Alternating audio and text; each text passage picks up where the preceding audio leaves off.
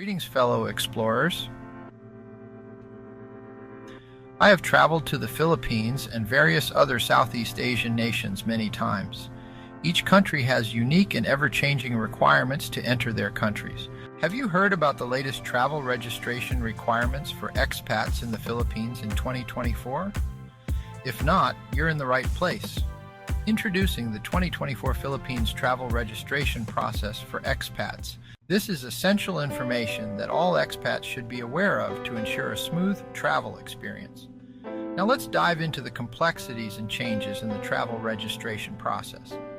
The process can be quite intricate, with frequent updates and modifications. It's crucial for expats to stay informed and compliant with the latest regulations to avoid any travel disruptions. Let's explore the step-by-step process of the 2024 Philippines travel registration for expats. To begin, make sure you have all the required documents handy. This may include your passport, visa, proof of accommodation, and any additional permits or certifications. Next, you'll need to follow the designated procedures for registration. This may involve submitting your documents online, scheduling appointments, or visiting specific government offices.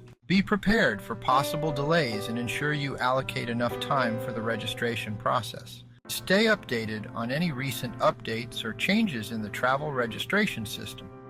Regulations can evolve rapidly, so it's essential to be vigilant and adapt to any new requirements that may arise. In conclusion, let's summarize the key points of the 2024 Philippines travel registration for expats. Compliance is key to a hassle-free travel experience. Make sure to follow the guidelines diligently to avoid any inconveniences during your stay in the Philippines. Lastly, I encourage you to subscribe to our channel for more updates on travel regulations and share your experiences or questions in the comments section below.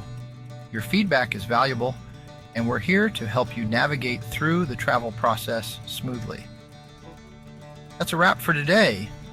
Thank you for watching, and remember to stay informed and compliant with the travel regulations.